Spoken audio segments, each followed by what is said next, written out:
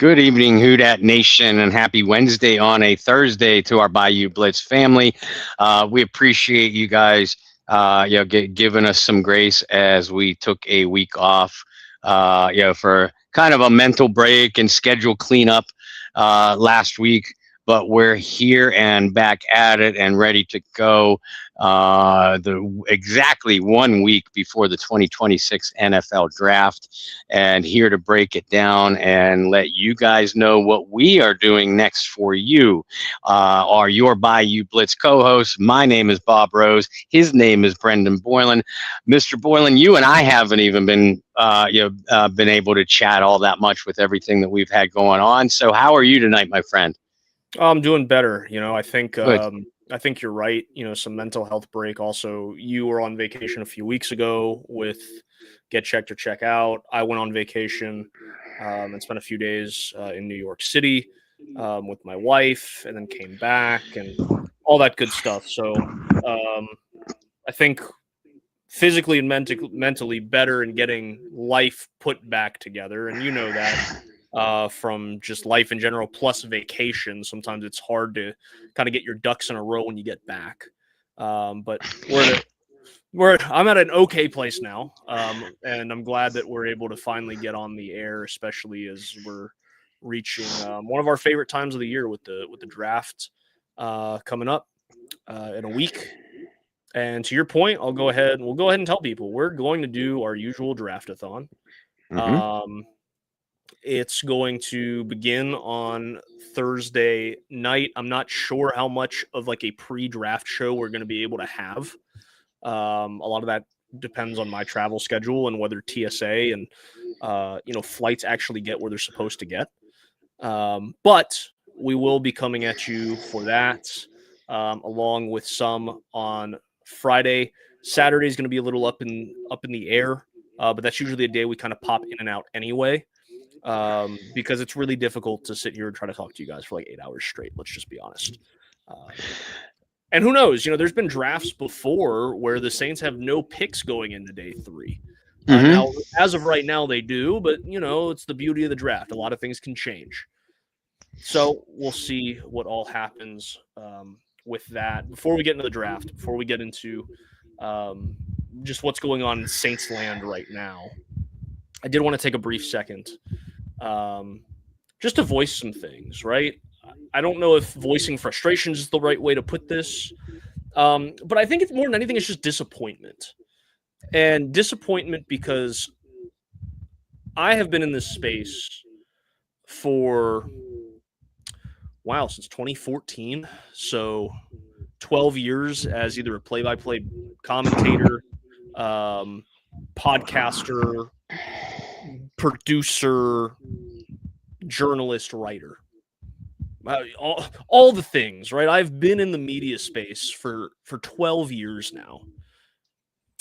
And the one thing that has really disappointed me over the last few years, and specifically the last probably 2 months, from my own local standpoint and a national standpoint, has been journalists, analysts, TV personalities not being held responsible for some of the very egregious comments that they make, whether it be on TV, on a podcast, or in their own writing. And what I mean by that is not so much wild opinions, right? We live in a world of clickbait. I remember the first time that Bob and I were sat down by a publication and told, hey, this is how we want you to title your articles. And we came back and we're like, well, that's clickbait. And they're like, no, it's not. And you're like, well, no, like, I think that is kind of some clickbait. But they just wanted to call it something else, right? I remember the first time those conversations happened.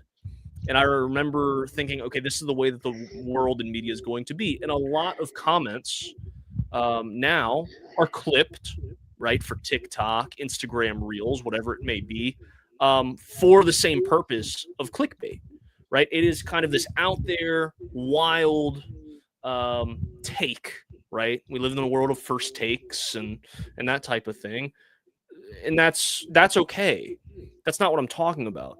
What I'm talking about is when you make such an egregious claim that takes either personal shots at the athletes, personal shots at members of the front office, and or borderline or not borderline, just racist comments about the people that you cover.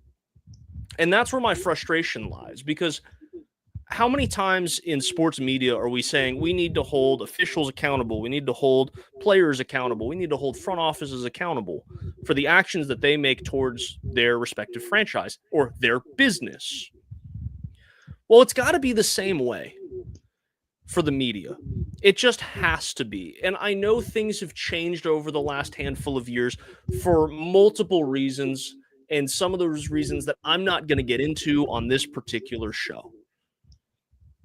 But on the same hand, there is no way that we should have comments from very national media members using terms like today. I won't name the journalist. If you guys want to look it up, you can, or the analyst. You should never, ever claim that an athlete has quote unquote black privilege. You should never, ever Wow. in your, like, how does that happen for a national analyst? And there's no repercussions for those actions, right? You should never, ever take personal shots at anybody. You keep it professional. You have your editorial or you have your opinion piece, and you sprinkle your thoughts in there without making it personal or racist. And I'm frustrated because I know the integrity that I wrote with during my multiple stints with multiple organizations. Bob Rose on the other side of the screen, I know the integrity that you have as a writer.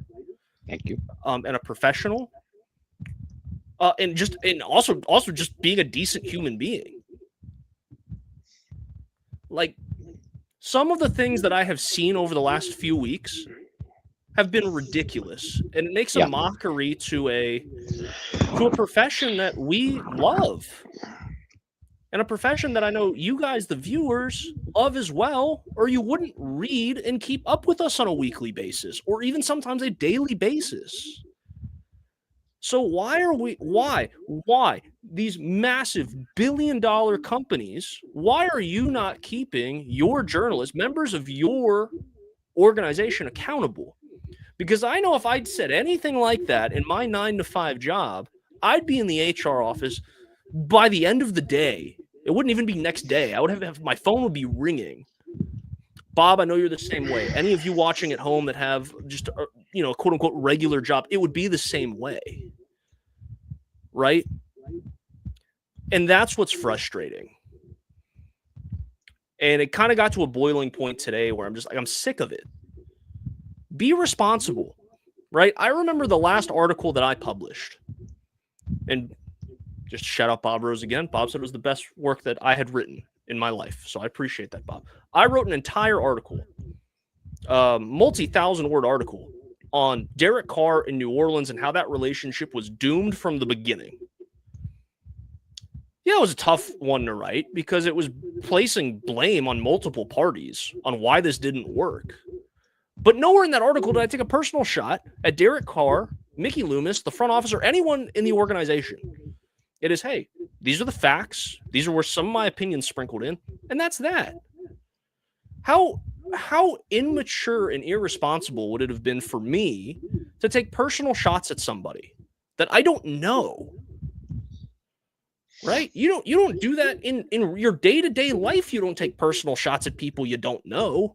You shouldn't. You shouldn't. Thank you. Yeah. You shouldn't, let alone in your profession.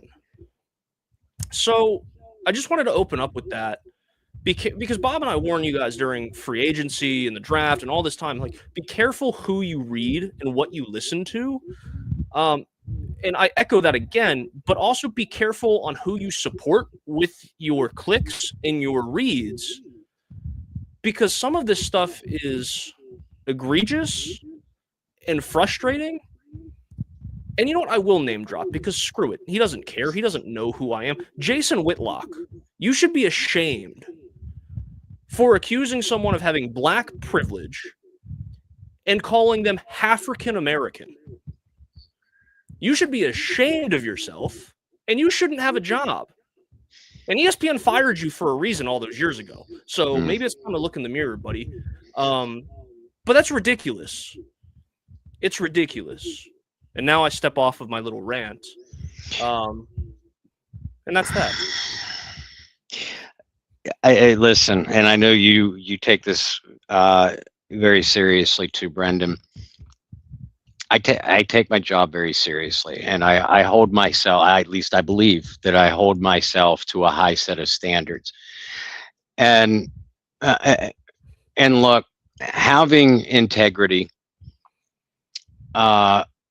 it means the world to me. I have been fortunate enough to work up legitimate friendships with some of the guys pictured behind me, some of the guys pictured behind you, Delvin, Jim, Tyrone, Courtney, Mike, Quinn, Willie. I mean, just to name a few. I get asked often, to do guest spots on different shows, different podcasts, different radio stations, sometimes by opposing teams. And certainly I'm a regular on the Jordy Hultberg show. I'm a regular on the Under the Dome show. That stuff means a lot to me. And the guys, the former players, the couple of current players, that again, I'm blessed to call personal friends. That doesn't mean that I go about trying to kiss their ass. And it doesn't mean that they're above criticism for their play on the field from me as an analyst. That's a different animal altogether than the type of world that we see too often now. I don't take it personal to a personal level. I do not take personal shots. Some of these guys, Tyrone and I have disagreements all the time about certain analytical views that I have. But these guys have gone out of their way to say things that they didn't have to praise my work, to praise your work, to praise our show. That kind of stuff means a lot to me because word, and I'm old school. I admit it. Word of mouth means everything to me. Yeah, he's a good guy. He does good work. That's how I got involved with Get Checked or Check Out. I was referred to Shireen by a couple other people. Hey, maybe you should go check these guys out. If you need help promoting. And as a result, we have been blessed to be a part of what Get Checked or Check Out does, every day, every month, every year for the last year and a half. Those kind of things mean a ton to me. And it means just as much that we forged these relationships, not by kissing ass, but by calling it how it is as we see it on a professional level, allowing for debate, allowing for open-ended conversations, things like that. To me, it's not a hard thing to do. And that's the part of the job that I find most enjoyable. Again, without naming names, other than the name dropping that we just did a minute ago, there is just so many things wrong with this industry right now, frankly, with this society, as a whole. That too many people are getting away with what they shouldn't, verbally, physically, in writing. I can't control that part, as the saying goes in AA. You control you clean up your side of the street. I'm going to continue to do things the way that I have always done them, the way that I have been brought up to do things and to handle people. Now, anybody that knows me knows that if you cross a line, there'll be hell coming back at you. And again, I'm going to leave that name out of it for now. It just know, guys, that your support for the way that we do things, whether you agree or disagree with with an analytical point of view, that's fine. It's one of the reasons why I write, one of the reasons why we do this show. But the fact that you keep supporting us, the fact that we have worked up these friendships with players, with former players, with you, the fans, and with all your family, many of your families too, that's what means the world to me. And I'll end by saying thank you for that. Absolutely. Thank you for letting me get on a soapbox and also sharing your thoughts as well. Yes, we very much appreciate all the support for the way that we've gone about it for as long as we have. And I know I've never done anything egregious or outrageous, or some of the things that I mentioned, some other people have done over the last few days. So I do hope that you guys enjoy and respect what I do, the same way that I hope that you guys realize how much respect that we have for you guys as our Bayou Blitz family, as the people that consume our content and continue to support us. We have so much respect for you guys as well, and I hope that is something that you guys feel and you guys know. Off that little subject,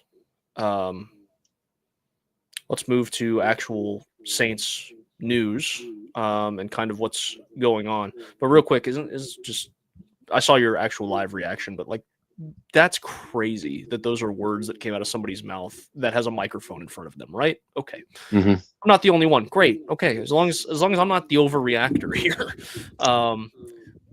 The Saints have worked out a lot of receivers over the last handful of days, Bob. That was a question.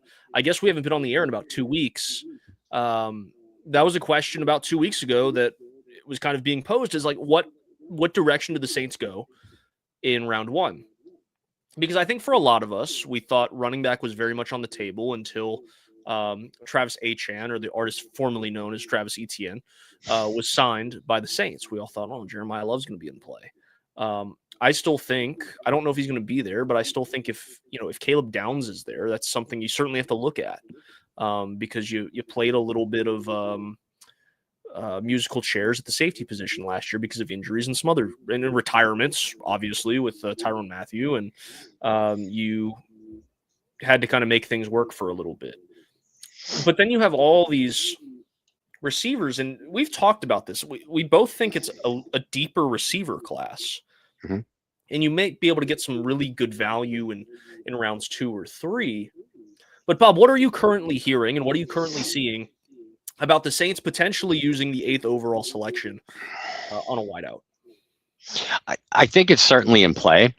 And the top 3 wideouts at the class pretty much is consensusly believed to be in no particular order: Jordan Tyson, Carnell Tate, and Mekhi Lemon. I think Tate and Tyson go first,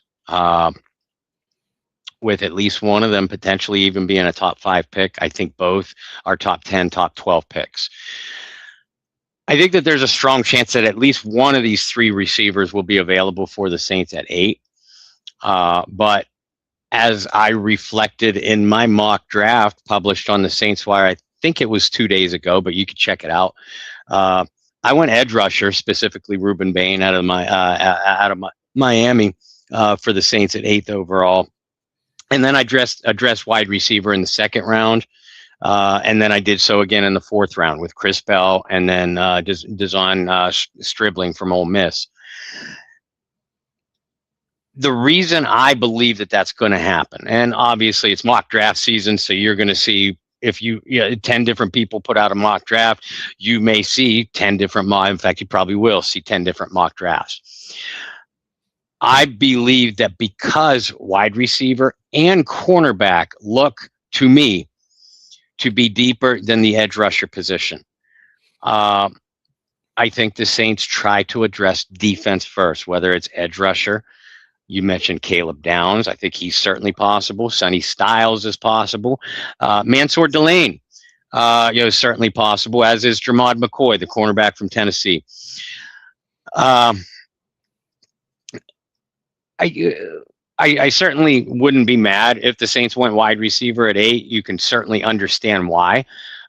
You've got Chris Olave, and then a group of guys to fill out the depth chart. I happen to like Devon Vele and Jalen Polk. I also know for a fact that the Saints like Devon Vele and Jalen Polk.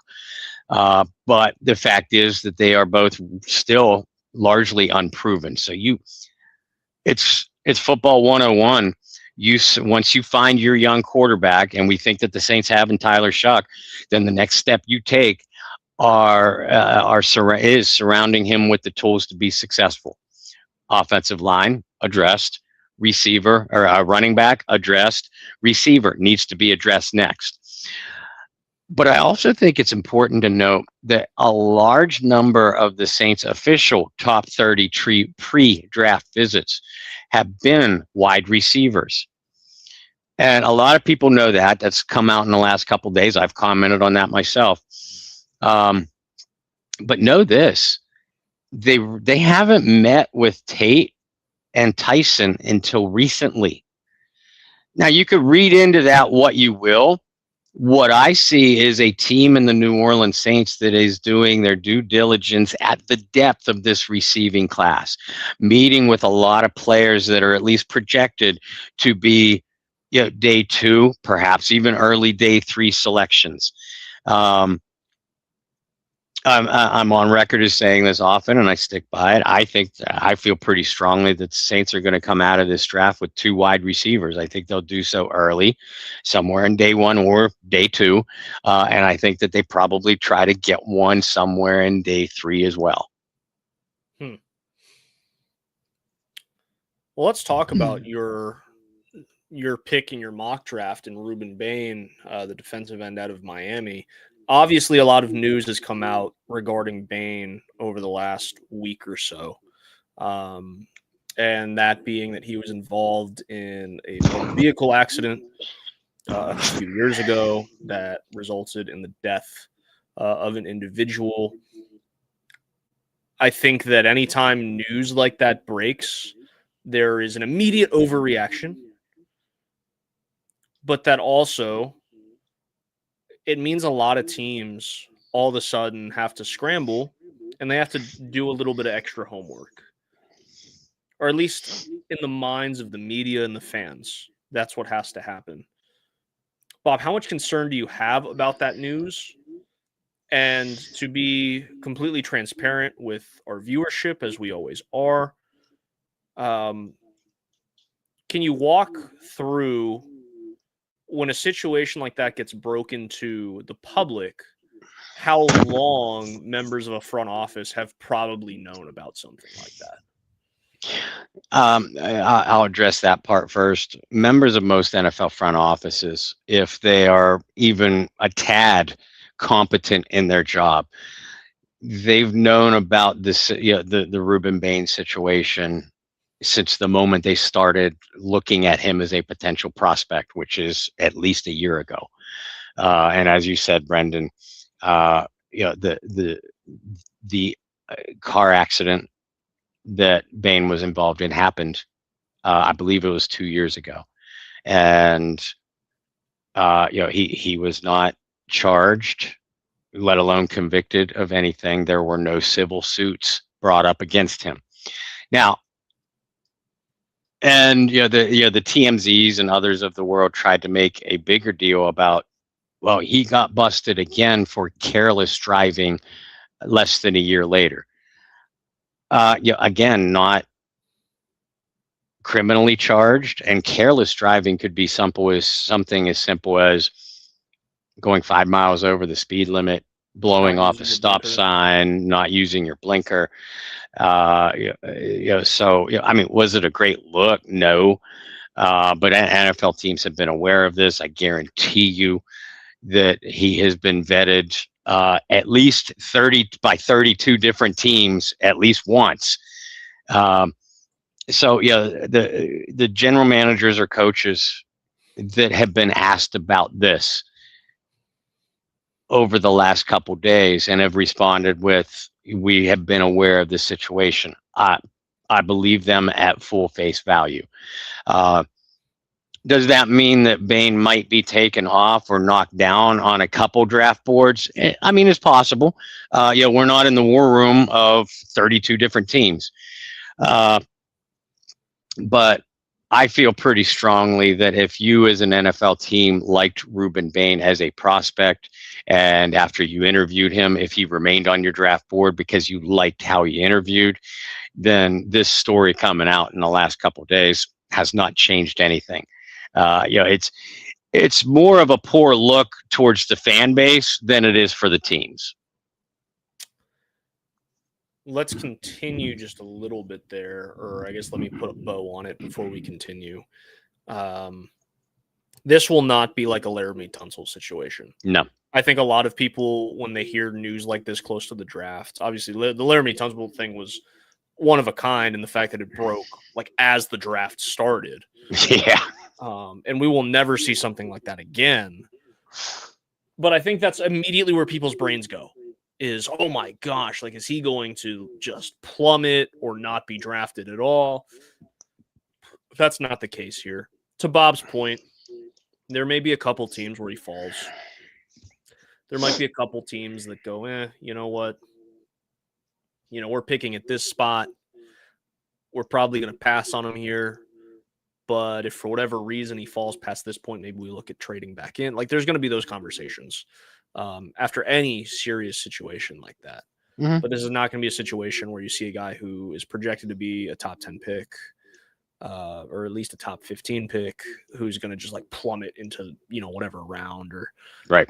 Even more recency stuff, right? Like, you're not going to see this be like a Shador thing where it's just like, when is this guy getting drafted? Going back to wideout, this is a question that I think you've been asked a lot this offseason. I've been asked a handful of times this offseason is like, what is the Saints' biggest need? Right. And I think a lot of that stuff was asked to us prior to free agency. And I would have been the first to tell you prior to free agency it was running back. I think I'm on record saying that on this show. And they addressed running back in a way that I didn't think they would. So now the question is, going into the draft, what is the biggest position of need? What do you want to see the Saints do? I had mentioned Caleb Downs. That's kind of like a dream situation if he falls to 8, because I think he has the potential to be one of the best, if not the best player in this draft class. Maybe there's some bias, because the Saints and Ohio State guys, and it's worked out pretty well over the years. But I'm kind of on the fence. Like, I understand what you said. And I think what you said makes a lot of sense. And this is a deeper draft at some other positions. I don't really want to see him take a receiver in round 1 because I do think you can get better value later. If you're a believer in that whole, numbers nonsense of like, oh, like this is how he graded out. And if we get him here, like, and all that. If you're moneyballing it, I think, the moneyball people would tell you, like, hey, go draft a guy later. But I really do want to see defensive back. And it's not because I thought the DBs were bad last year. Frankly, I thought that between Kool-Aid and Quincy Riley, we saw a lot of unexpected growth and maturity out of both of them in the back half of the season. Early in the season, completely different story. Like, completely different story. But they grew up, and they grew up and they blossomed in front of our eyes. But they really did, and I think you have to tip your cap to the Saints coaching staff, the front office, especially Quincy Riley, because I think there was a lot of people that at the time of that draft pick was like, okay, right? It wasn't like, oh my gosh, like they got a steal of it. It was just kind of like, all right, like okay, that makes sense, sure. But he played really well, and they threw him to the fire at points during that his rookie season. And so while I'm pleasantly surprised with how well they played, you lost a big piece, right? Back-to-back years now, you've lost key pieces of your secondary, and Paulson Adebo, and now Alontae Taylor. So I think you need to address that. I brought up safety already being kind of this revolving door of a position that really hasn't found any solidified piece at this point. I think you have some pieces you can use, but nobody that's really stepped up and solidified themselves as the starter moving forward. So, like I said, pipe dream Caleb Downs, you're just able to plug and play there, and you have a really youthful and exciting secondary.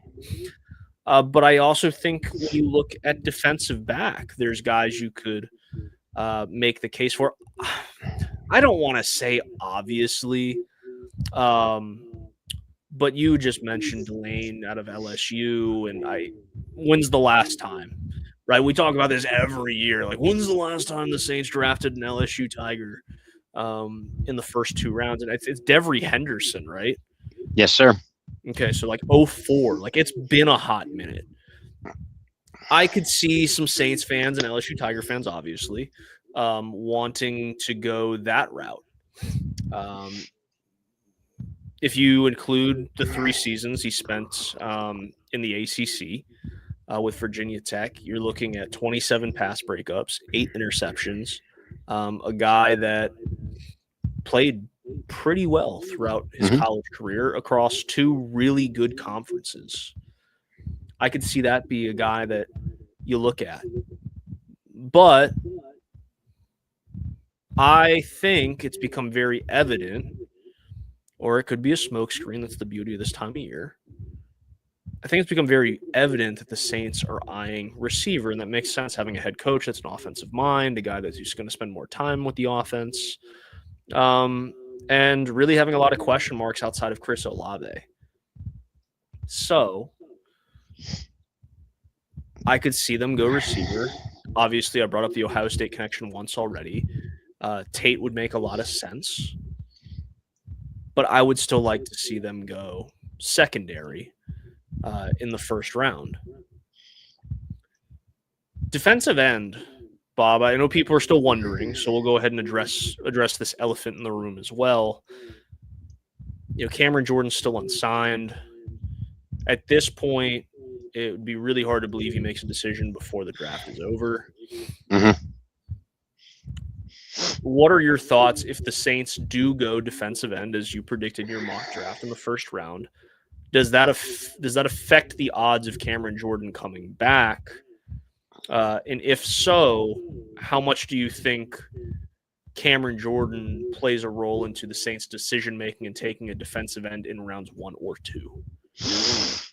I do think it strongly affects the percentages whether Cam Jordan comes back to New Orleans or lands with any specific team that does or does not draft a defensive end or edge rusher in the first round. I think I've said it on our show before, but I know I've certainly said it and written it. Cam has publicly talked about the money, wanting to be paid, not willing to play for free, paraphrasing, expecting to get his worth and all that. I believe that for Cam, an ultra competitive individual, it has just as much to do with opportunities for playing time. Cam believes he can still play. I don't disagree with him. So he wants to play. Well, if the Saints draft an edge rusher in the first round, if I'm Cam Jordan, I'm sitting there saying, okay, my percentages, my snap percentages, at least on paper, because they just drafted a guy in the first round, just went way, way down. Kansas City, on the other hand, and I'm just throwing a team out, especially a team that has reportedly shown interest in Cam. New Orleans drafted an edge rusher in the first round. Kansas City did not. Kansas City still needs an edge rusher. New Orleans, not as much. Now, if the Saints draft a Reuben Bain or David Bailey or whomever, if they draft an edge rusher in the first round, does that mean that they would not be at all interested in Cam Jordan? No. And does that completely nullify the odds of Jordan coming back? No. but it does decrease them for the reasons that I just mentioned. Um, However, as I've written in every draft profile article I have done on an edge rusher, and it's been a lot, uh, I've written these words or very close to them several times, that I believe that the Saints will still and should still address the edge rusher position, even if Cam Jordan is on the roster, because Cam is 37, you will be 37 years old, will be entering. Yeah, you have 15 years of wear and tear on that body. Yeah, he played really, really well last year, but how long is that going to last? Carl Granderson has proven to be an effective rotational player, not a consistently productive starter. So you need the replacement for Cam Jordan sooner rather than later, and now would be wise. I think that if you and I look at Mel Kiper's last mock draft, that you and I would both be happy with the selections he had for the Saints.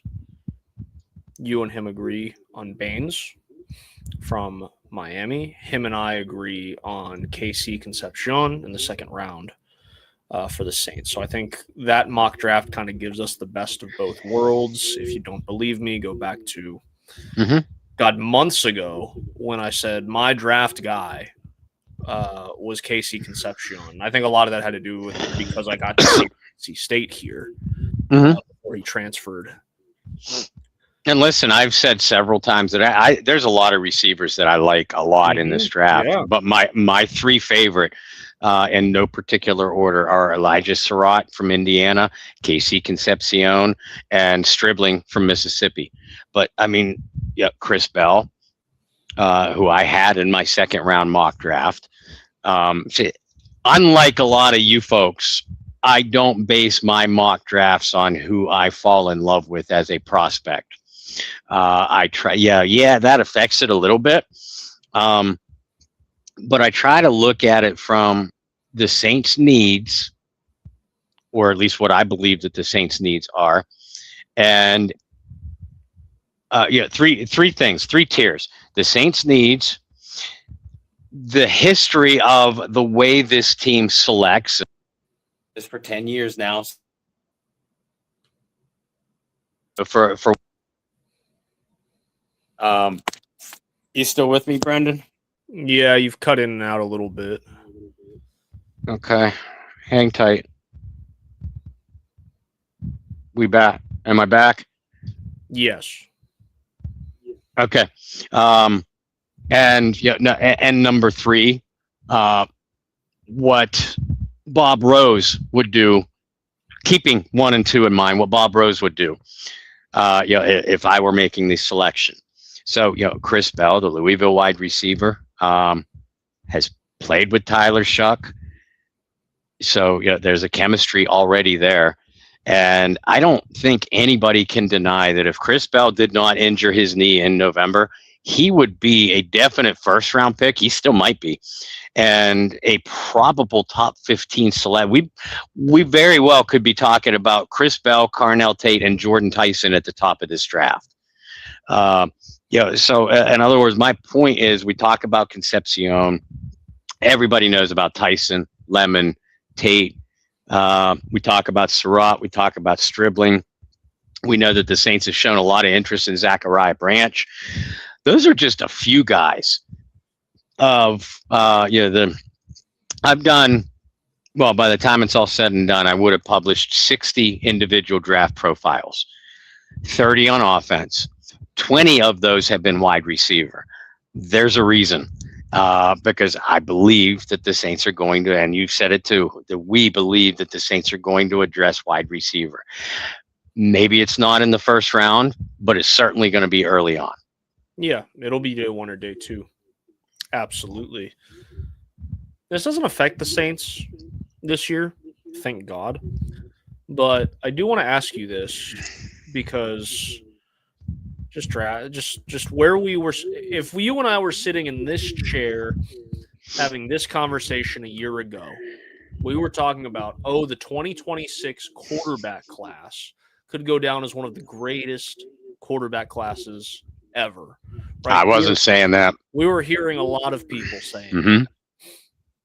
Well, now all of a sudden, because of injuries, because of just poor play, and because of guys deciding to stay around, because of NIL money, is this one of the worst quarterback draft classes that you can think of in recent memory? Because look, Mendoza's going number 1, right? That's kind of like no question. But after that, is he the only quarterback going in the first round? I don't think so. You think Ty Simpson ends up being a first-round pick just out of desperation from a team? Like we hear this every year, right? There's going to be some team that's desperate that's like, we got to get our quarterback. But is that it? Are those the only 2 guys? Unless someone really, really loves Garrett Nussmeier.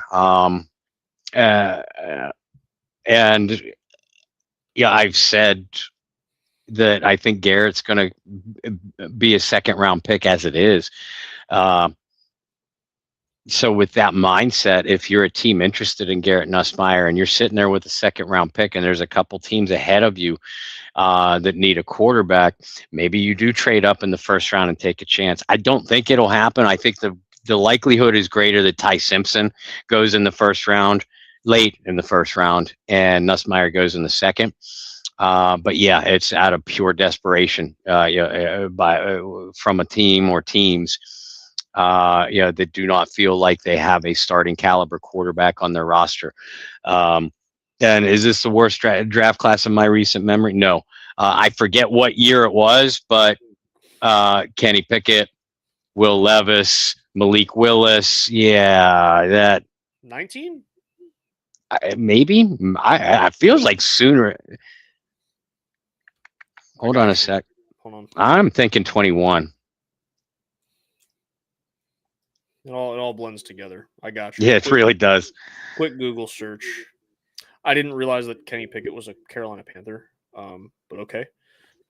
First round of 2022, so we're like all 2022. But yeah. And every year since then, we hear, next year's draft class, and list 4, 5, 6 names. It's going to be great. It's going to be legendary. And the next year comes around, and then they say, it's like the same people that had said that the year before. They pretend that their past selves didn't exist. Well, this is the worst draft class in recent memory, but next year's draft class with blah blah blah blah blah. And that's what I cautioned last year. And I did not like Cade Klubnik. While I was rooting for Drew Aller, I saw tons of flaws in his game and knew that the coaching staff was incompetent at Penn State. Did not personally like Garrett Nussmeier. I mean personally as a prospect. We got to cover ourselves after. Right. Yeah. Right. Now, you and I both need to be patting ourselves on the back because we've been singing the praises of Fernando Mendoza ever since he was playing at Cal. I feel sorry for the kid that he's going to end up a Raider. And hopefully Clint Kubiak can change that thing around. But yeah, I mean, what you were alluding to, the fact that the Saints, and Tyler Shuck still has to, solidify that he is the guy as the franchise quarterback, but he's at least got it for this year, and it's so nice for the Saints not to go into a draft either looking to replace a legend before that legend goes away, like they were unable to do with Drew Brees, or every year since where we still don't have a real answer at the quarterback position. You feel like you do now, and that's just such a liberating feeling. Yeah, it's nice. It's interesting because you had Drew Aller, who I think a lot of people thought would be the first quarterback off the board. Again, if you take where we're sitting now a year ago. And then there was some talk about if Arch Manning had a really good year, would he decide to declare? Cade Klubnik went from being a guy who could potentially find himself in the Heisman conversation to Clemson just falling apart. So much so that there was legitimate talk about, like, do you move on from Dabo Swinney? So it ended up being, it's funny how one year, or ironic how a year can make all the difference in a quarterback class.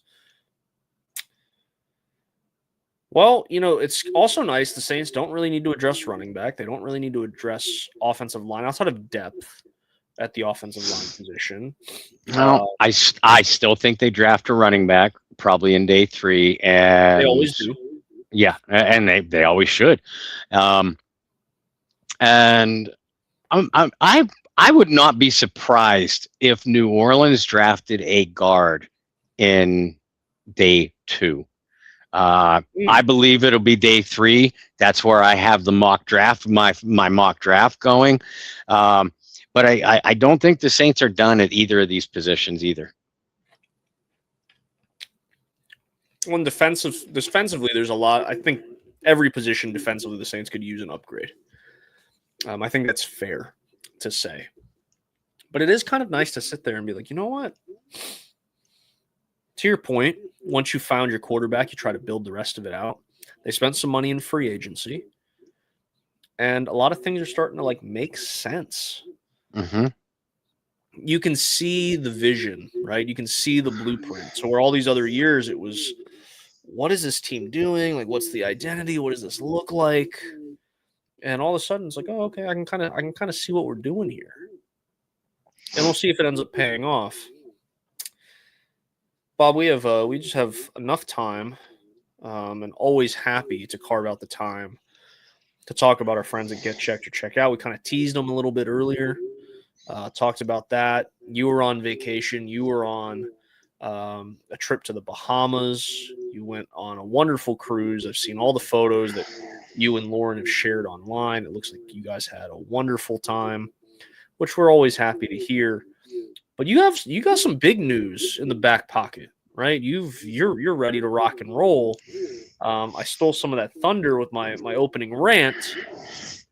But Bob, go ahead and tell the people that we brag about this cruise every year, but they're doubling down in 2026. They got another trip planned and another big trip planned. So Bob, take it away. Yeah, that's right. Get Checked or Check Out is doubling down, in 2026. And they're throwing something brand new, something that they have never done before. Shireen, can I start to say we, because I feel like I'm part of your family too. Let's call it Partying in Paris for a Purpose.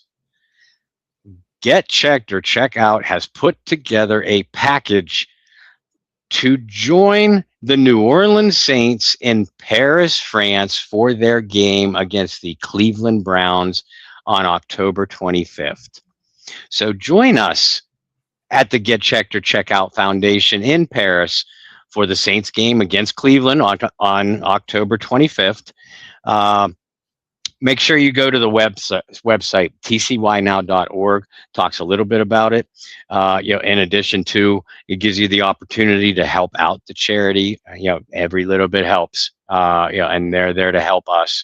But they're adding this fundraiser to their yearly event. If you are interested in going to Paris and joining a few former Saints legends, fellow members of the Houdat family, as we enjoy a Saints game, overseas fun, and memories, all while benefiting the amazing charity and the incredible people who run Get Checked or Check Out. Contact Tracy Ransom at 225-400-3599 or email gltbytracy@gmail.com. And you can reach out to me either via text, Twitter, or Facebook direct messages. I can give you those numbers or Tracy's email again. She's putting together the packages about the travel packages that will include 5 days of hotel, round trip airfare, and airport transfers.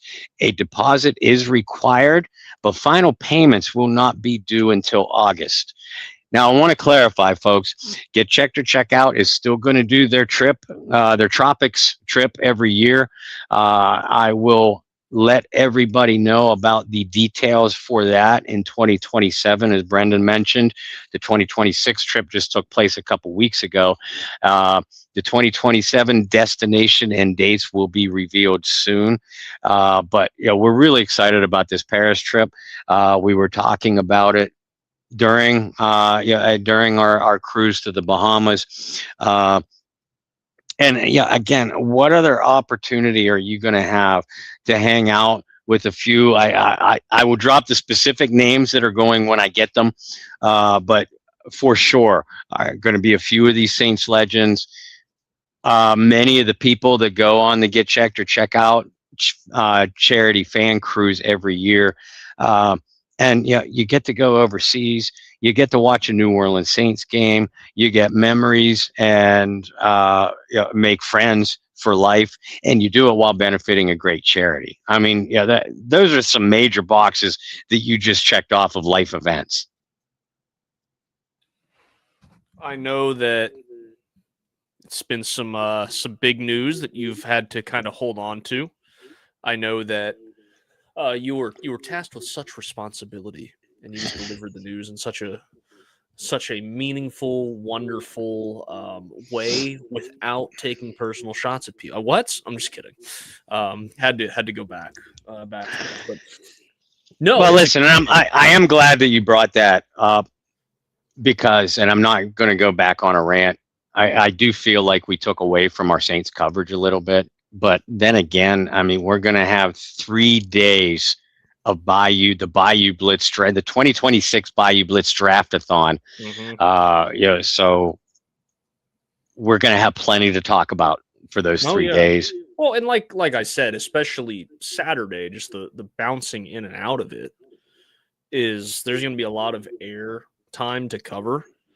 And a lot of things to talk about. And then also, like we love talking about the picks as they happen. But from the time the Saints draft at 8 through the rest of the first round, it's going to be plenty of time to talk about different things. And if you guys have never joined us on the Draftathon, it's a weird experience. But it's a lot of fun. We make up words, we're sleep deprived. For me, even more so because I'm going to be traveling across, I guess that's the right word, but traveling across different time zones. So I'm going to be even more like confused and needing of caffeine. So it'll be fun. I also have to keep that in mind for like getting on the air with you, that we're going to be in different time zones because I have definitely made that mistake before. Not for the Draftathon, but for just getting on the air in general. Just being like, oh my God, we gotta get back. Well, and we're gonna have Alan Ulrich join us through round 1 for sure. Probably through day 2. We've had, and I plan on doing it again. We have had some of our Saints greats come on with us. Maybe pop in during day 2, if not certainly during day 3 to be part of the coverage. Day 3, and I know you feel this way too. Day 3, we're exhausted, but day 3 can be the funnest. Because I mean, we have these guys coming in and out. I plan on doing something a little bit different this year once you get your availability nailed down for me, Brendan. So you and I will get together on that. We put in so much work for draft prep and draft coverage. That this culminates us. It culminates the fun, and we do have a lot of fun with you guys during this. This Draftathon means a lot to us. Hopefully we bring you a good product, but we definitely have fun doing this every year. Absolutely. It's like the best time of the year. Well, between now and then, I know you're going to be posting and putting out a lot of different articles, highlighting some of the players' draft profiles, addressing Saints needs, and doing all of the fun stuff in this week leading up to. So, Bob, where can people follow you on the World Wide Web? My social medias are Bob Rose on Facebook, at Bobby R.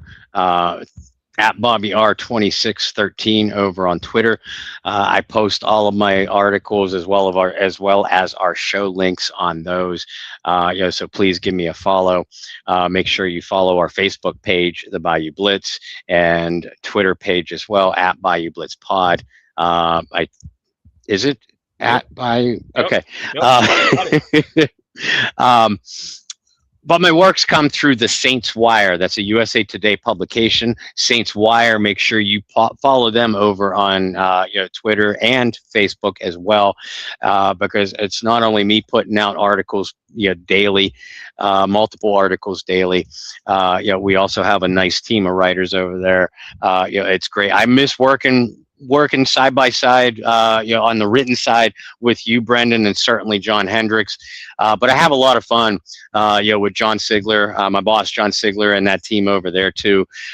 We put in a lot of hard work for this, and I hope it shows. For me, you can follow me everywhere at BT Boylan. It's right down there.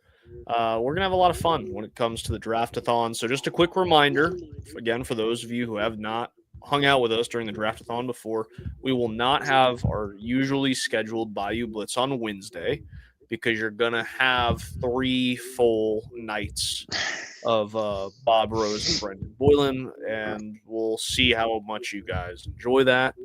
I guess, like Bob said, we certainly look forward to it. It's always a good time. And it's a fun time welcoming the newest members of the New Orleans Saints, and also having a little bit of overreaction to what happens. If you guys remember last year, I was very unhappy with a Tyler Shuck pick, but look, I get to be the guy who eats his words. Yeah, Bob was all over that one. There hasn't been a lot of times where we haven't seen eye to eye on a pick. No, that was one of them. A couple years ago, I remember day 3, it was a fun one because it was like, oh my gosh, they drafted Spencer Rattler. I